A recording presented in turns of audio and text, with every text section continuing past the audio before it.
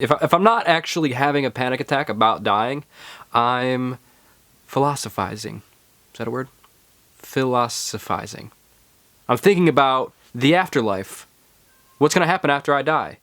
Because, I mean, for one, what am I even scared of? I think what I actually am scared of when it comes to dying is the moment of knowing death has come and I'm just waiting for it. You know, like if you're in the hospital bed staring at this lights on the ceiling as all your friends and family come to say goodbye to you, and you just know. That's what I'm afraid of, I think. I'm not actually so much afraid of what's going to happen after, but I find it really intriguing to think about. And that's what this video is going to be about. It's going to be about, we're going to talk about the afterlife, or the afterlife through my perception. So if we take the position that there is an afterlife, that there's going to be an experience that's going to happen once we die. If we take that position, that means that we most likely had a previous life or a previous experience to this position, and that we're kind of just in this state of flow from different bodies or different levels of consciousness, or some type of evolution. There's some kind of evolution happening. So in a way, we're kind of talking about reincarnation. If you believe in the afterlife, that means you are going to be reincarnated. To be incarnated means to be incarnate, means to be here. To be, this is our incarnation, our current incarnation. So to be reincarnated means to take another position in some other place. So reincarnation is a really abstract concept. Well, not really, but it gets deep. The idea of reincarnation is that you're in this cycle of like the way that nature kind of has its seasons. You know, you're kind of stuck in this loop of life and death. You can think of reincarnation in a kind of physical way, and I had this realization after a death panic attack. And that is, the physical way to understand reincarnation is through exploring the knowledge of the ancestors, is looking back at our ancestral timeline. We can learn a lot through this. To invoke our ancestors is to invoke our previous lives, our previous incarnations. And the way that you can think about this physically, or a physical manifestation of this realization, is that you can think of genetics, or you can think of DNA, or you can think of your instincts and intuitions, your intuitions as being a sort of physical manifestation of your previous lives. I've made this point before in a video, but think about going when you're walking through somewhere scary. Think about walking through your basement, for example, your dark basement. You have all kinds of thoughts going through your head. You think there's demons and hauntings and men hiding, and you have all kinds of fears. And what do we think of when we think about demons? We think of like shining eyes and teeth. If we try to make sense of this from a logical perspective, this is a representation of all the predators that our ancestors had to deal with. It left such a karmic print or a trauma in our ancestors' lives that it echoed out into this physical manifestation. So it was useful. It's useful to be afraid of the dark because there are these things in there. So in a way, this is a message from our previous lives being passed down. Does that make sense? And I feel like intuition is kind of the same way. When you get that kind of gut feeling where you just know that you should know, I feel like in a way this is the experience of all the collective universe, the collective consciousness of humanity specifically, being expressed through this little feeling in your stomach or in your heart or in your head. You know, you exist because of all the humans that have previously existed, and furthermore, you exist because of all the conditions in the cosmic ecosystem that makes it possible for Earth to exist, which makes it possible for you to exist. So in a way, we are all one. We're all stuck in this huge, gigantic universal space cosmic forest where I imagine life is just flowing, you know. But okay, so what I'm trying to say, the afterlife, I think this is the afterlife. This is the afterlife. We are in the afterlife right now. This universe and this planet specifically seems to be a realm or a plane for spirits to exist, a womb. That's why we call it Mother Earth, because it's a womb for life. The Virgin Mary. I took a bunch of mushrooms in Mexico, and I did it with this shaman, and she had this huge picture of Mother Mary staring down at me as I was tripping out of my mind. And I was staring at this picture of Mother Mary, and I was just like, what does it mean? What does it all mean? And this voice came to me. This feminine goddess, this presence overwhelmed me and confronted me and said, I'm the Virgin. I'm Mother Earth. This voice came to me, this nature spirit of Earth came to me and said, like, it was like a mother, it was like my child. The symbol of the Virgin is me. It's trying to represent Earth. It's trying to represent Earth because Earth is a womb that just allows life to flower and blossom with nothing else required. There's no sex required. It just happens spontaneously. You think of that kind of motherly presence. My mom would adopt every kid and animal in the world if she could. So I like to think of it like that. Something else I find interesting is that the snake, the serpent symbology, is always found in creation, way before we discovered the double helix snake-like structure of DNA, which was discovered by Francis Crick while under the influence of LSD, which is interesting. But this double serpent myth is always tied together with creation and all these ancient mythologies. And you see different shamanic cultures, their art is always producing DNA-like serpents being manifested out of some creative realm of imagination or potential, it looks like. And so I have a theory that I was just thinking of when I was thinking of making this video. I was thinking of like what I could talk about and what do I think the afterlife looks like. And I wrote like a note down. I didn't get too elaborate, but this is just kind of to help me kind of go deeper into this idea. But so my idea is that this, again, is the afterlife. And I feel like the way that DNA carries itself from life to life implies that the afterlife will probably be similar to this. Because you know how they say that most DNA is junk. They call it junk DNA, actually. That's the actual term for it, is junk DNA. It's unreadable. We don't know what it's for. So perhaps that junk DNA is actually the ocean of potential life. It's the ocean of potential afterlives or potential bodies that we could manifest in.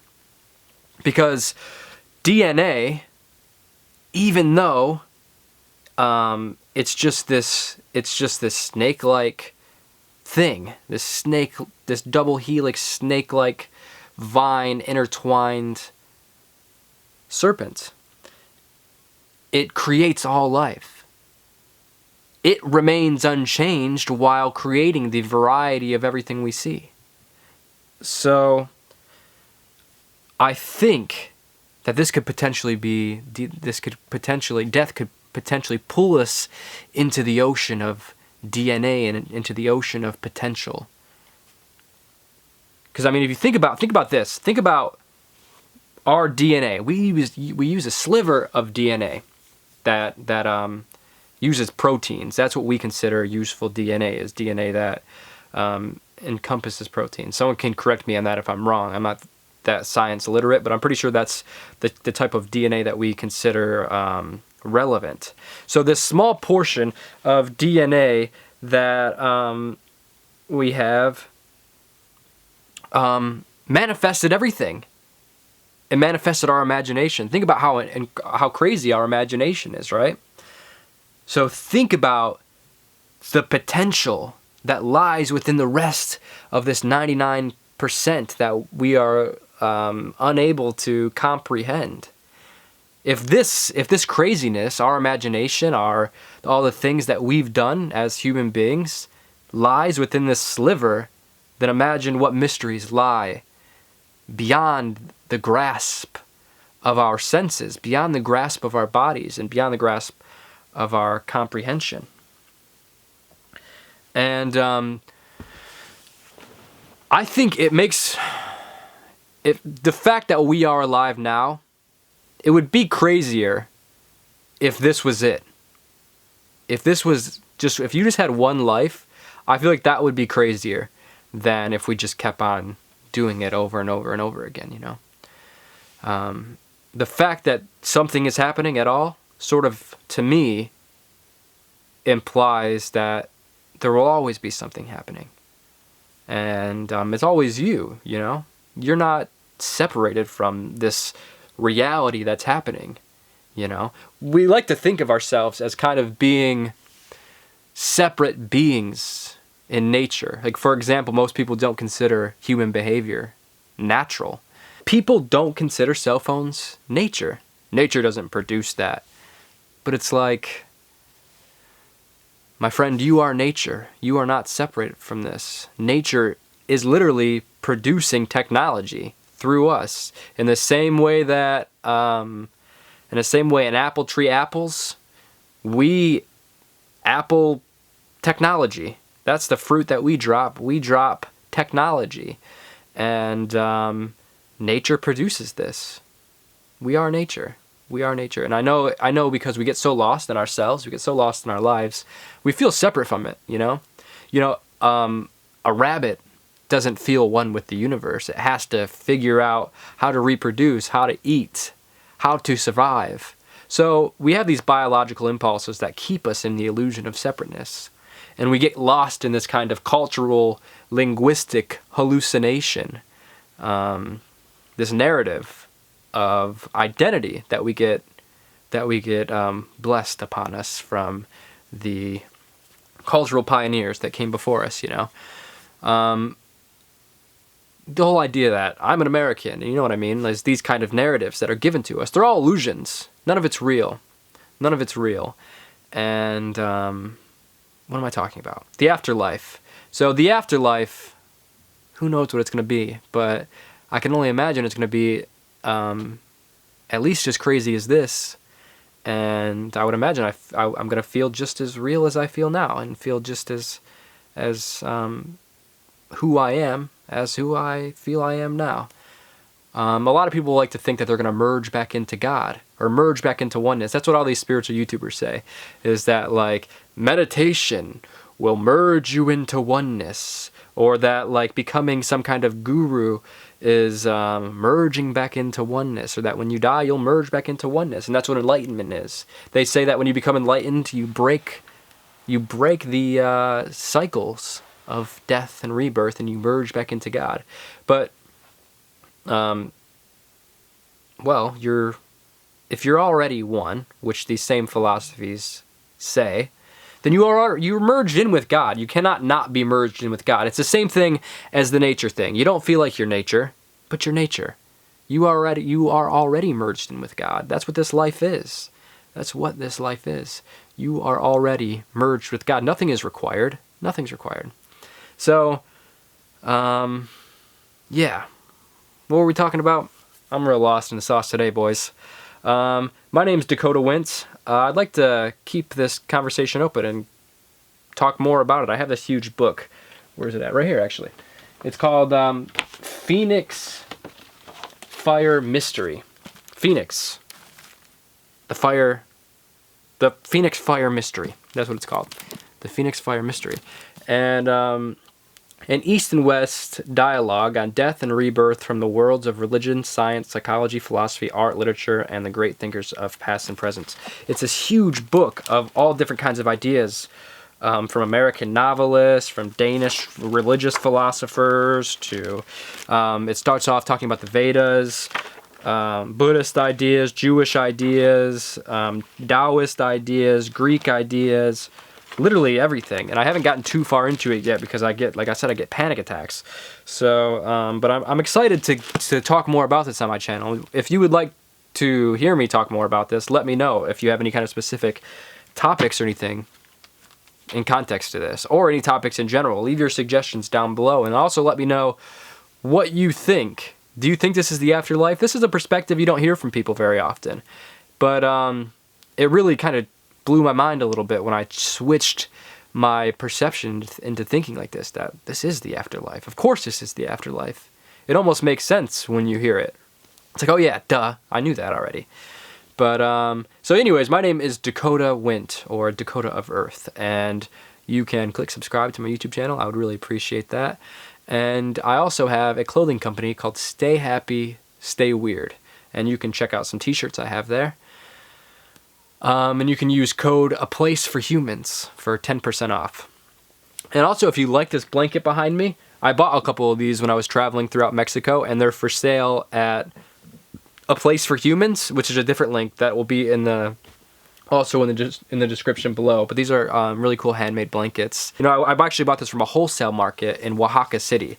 It's kind of like this little artisan market in the middle of Oaxaca City, and they supply to people all around the world, like stuff like this, or some bags that I have. They supply these items to people all around the world, and it's just like this. These indigenous people just making all these amazing products. I thought while I was in Mexico, it would be a cool way to help keep making my YouTube videos as interesting as I can, and obviously making them free, while helping out like the community. So I bought some of these, and yeah, if you would like to support that, I'll keep on kind of collecting stuff, and maybe I'll make another YouTube channel of the whole interaction of the people. Maybe you can meet the people that are making it and stuff, and we can keep a relationship with them, and yeah, you know, help support these communities. So anyways, yeah, my name's Dakota. Click subscribe. Follow me on Instagram, Dakota Wint. Yeah. Trust the mushroom if you want.